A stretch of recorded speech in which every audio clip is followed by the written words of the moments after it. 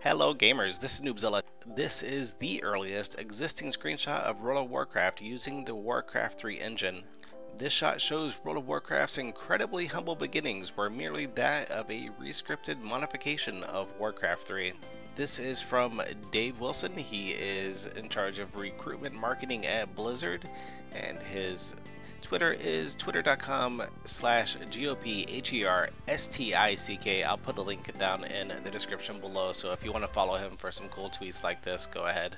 If you watched my video about a month or two ago, I was showing some pre-alpha screenshots of World of Warcraft from back in 2002, 2003, but this one here is actually from the late 1990s. So this is the very first screenshot ever in World of Warcraft, so that's pretty cool. It's not something that I've came across before, so I thought I would share it with you guys. Okay, here's some more pictures.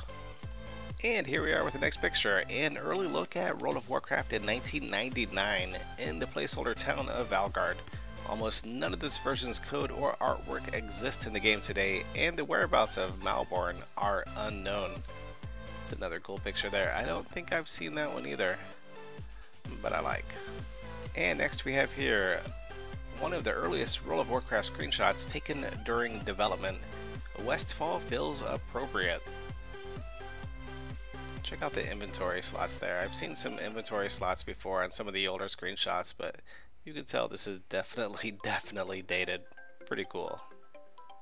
This picture shows the World of Warcraft races in 2000. This shot shows some undead designs whose identity fluctuated throughout early development.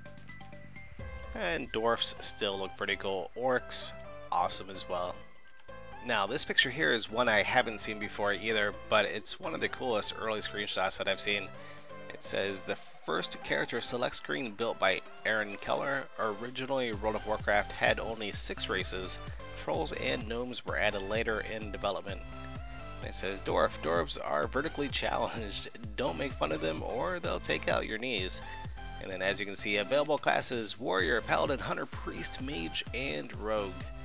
Pretty cool screenshot there. Next we have an early version of the female troll model. And you can see how far it's come. That pink axe is pretty hot though. Me likey. This picture here shows the first flight point test in WoW. Griffins weren't animated at this point, hence the Alliance character riding on a wyvern. And next we have Hail to the King Baby. Bullsh Isel bears witness to Karn Bloodhoof's birthday. Wow, history. Bullsh Isel. Originally, the Juggernaut in the Deadmines was built outside. It was later moved into the cavern, as you see in the paint over on the right.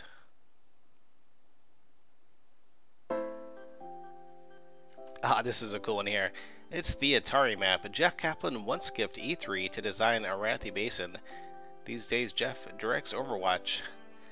It says, I made this map instead of going to E3 one year. My team teased me and called it the Atari Map.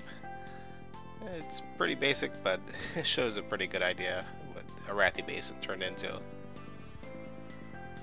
After the Atari Map was completed for Arathi Basin, Jim Chadwick began laying out the level in WoW Edit.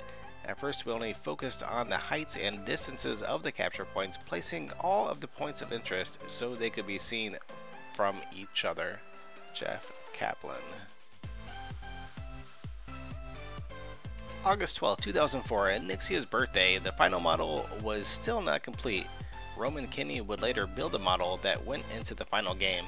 I placed Onyxia and Geoff Goodwin designed the fight. Jeffrey Kaplan. And this screenshot here shows the very first test fight against Onyxia.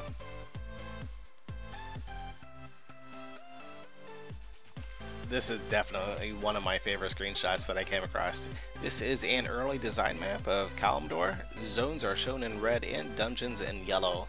Zul'Farrak was a Skunkworks dungeon added because Matt Sanders did such a cool job with the level design of a point of interest in Teneris. It's a pretty old map there, one that I've never seen before. This screenshot here shows the very first Molten Core raid ever. MC was slated to be cut. This would have meant that the only raid content shipped at release would be Onyxia.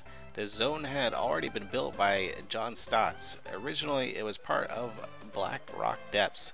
Scott Mercer and Jeffrey Kaplan saved the zone by making it in a week.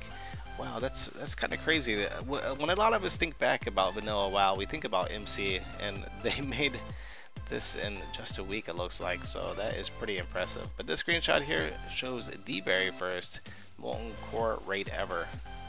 Originally, Outlane was to be a zone that shipped with the original World of Warcraft.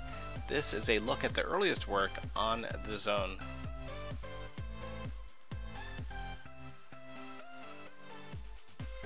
And this is an early development of a boss in the Temple of AQ. It's a pretty creepy looking eye.